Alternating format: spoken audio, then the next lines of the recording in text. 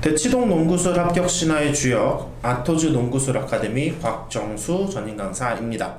오늘은 광운대학교 논술 전형에 대해서 살펴보도록 하겠습니다. 광운대학교 인문계열 논술은 지원 시 철저한 준비가 필요하다라는 점을 먼저 강조해드리고 싶어요. 광운대학교 논술 전형 전체 인원은 187명이지만 그중 인문계열에 해당하는 인원은 67명 밖에 되지 않고요.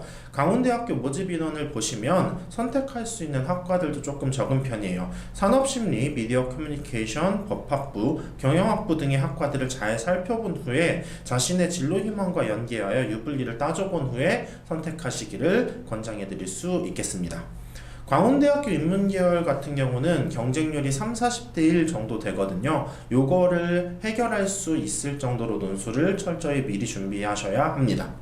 광운대학교 논술 같은 경우는 우선 수능 최저 학력 기준이 없어요. 수능 최저 학력 기준이 없다라는 것은 수능 준비에 대한 부담이 없다라는 것과 동시에 문항의 난이도가 다소 높아질 수 있고 높은 경쟁률을 감수해야 한다라는 건데요. 이 광운대학교도 역시 이러한 특징을 따르고 있죠.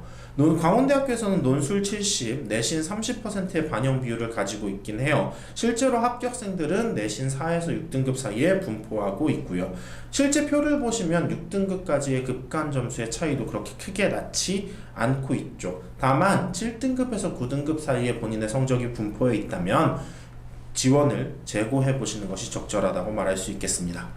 내신은 국, 영, 수, 사 전 과목을 반영하고요. 1학년부터 3학년 1학기까지 전학년 반영 비율의 차이는 없습니다. 그리고 한국사도 사회 과목으로 반영하여 포함하고 있으니까 추후에 산출 시 주의하시는 게 좋겠습니다. 광운대학교는 결국 논술이 가장 중요할 거예요. 수능 최저 학력 기준이 없고 내신이 비슷한 학생들끼리의 경쟁일 것이기 때문이죠. 인문계열 논술 전형은 120분의 시간 동안 750자짜리 두 문제를 푸는 거, 그 두 문제는 주제의 차이가 없어요. 그래서 광운대학교 논술 전형의 특징을 보시면 이 750자짜리 두 문항의 제시문이 굉장히 다양하게 출제된다라는 겁니다.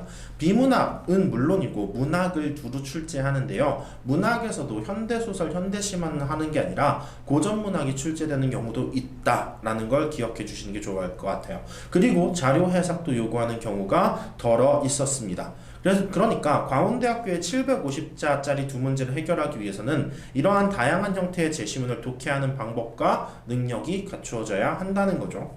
광운대학교 논술은 문항의 요구가 길고 구분되어 있어요. 이 얘기는 뭐냐면 문항의 분석력을 갖춘 학생들이라면 문항 요구에 따라 구조를 설정하는 것에 큰 어려움을 겪지 않을 거라는 거고요.